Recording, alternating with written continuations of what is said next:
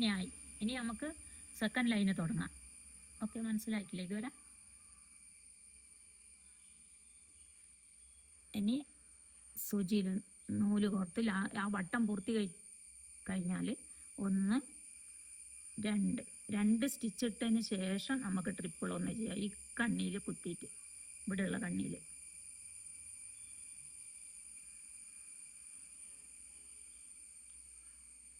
അങ്ങനെ ഇതിന് വളരെ ഇമ്പോർട്ടൻ്റായി. ഈ ഭാഗം ചെയ്യുന്നത് വളരെ ശ്രദ്ധിച്ചിട്ട് ചെയ്യേണ്ട കാര്യങ്ങളാണ്.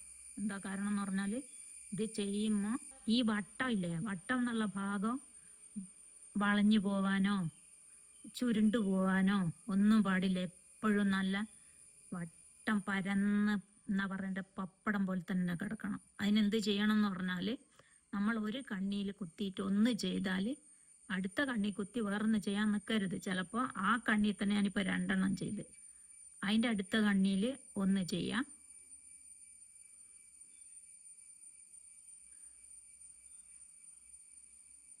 അത് നിങ്ങൾക്ക് ആലോചിച്ചാൽ കിട്ടും. ഇനി ഇങ്ങനെ വട്ടത്തിൽ വരണമെങ്കിൽ ഒരു കണ്ണി ചെയ്താൽ ഇങ്ങനെ കൂടിപ്പോവും. അത് പാടില്ല. ഇങ്ങനെ വട്ടം പരന്നിട്ട് തന്നെ വരണം. അപ്പോൾ ഒരു പ്രാവശ്യം കൂടി ആ കണ്ണി കുത്തിയിട്ട് തന്നെ ചെയ്യാം. അത് കൂടിപ്പോവാനും പാടില്ല. കൂടിപ്പോയാൽ ഇങ്ങനെ ചുരുണ്ടു വരും. കുറഞ്ഞു പോയാൽ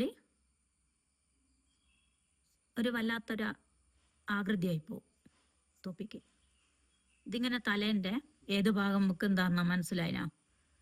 ഒന്നും കൂടി അതിൽ തന്നെയാണ് ചെയ്യുന്നത്.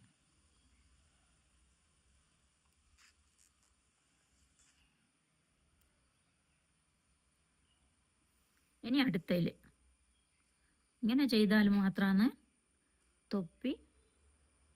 തൊപ്പിൻ്റെ ഈ ഭാഗം പരന്ന് കിട്ടുള്ളൂ. ഒന്നും കൂടി ചെയ്യണം. ഇത് കൂടുതൽ ഡീറ്റെയിൽസ് ആയിട്ട് ചെയ്യണമെങ്കിൽ ഞാനിത് മുഴുവനും അഴിച്ചിട്ടോ, അല്ലാണ്ട് പിന്നെ ഞാൻ നിങ്ങളെ കാണിക്കാൻ വേണ്ടി വേറൊരു തൊപ്പി ചെയ്തിട്ടുണ്ട്.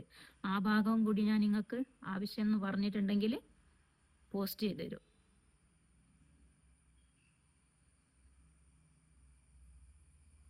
ഒന്നും കൂടി ചെയ്താ ഞാൻ പറഞ്ഞത് നിങ്ങൾക്ക് മനസ്സിലാവുന്നുണ്ടോ? ഇതിങ്ങനെ കൂടി വരാൻ പാടില്ല. അതേസമയം കൂടുതൽ ചെയ്താൽ, ഒന്നിൽ കൂടുതൽ ചെയ്യുമ്പോൾ ശ്രദ്ധിക്കണം, ഇങ്ങനെ ചുരുണ്ട് വരും, ഫ്രില്ല് മാതിരി. അതും പാടില്ല. അപ്പം നമ്മൾ ചെയ്യാനൊന്നും വിഷമമില്ല, അത് മാത്രം മനസ്സിലാക്കിയാൽ മതി.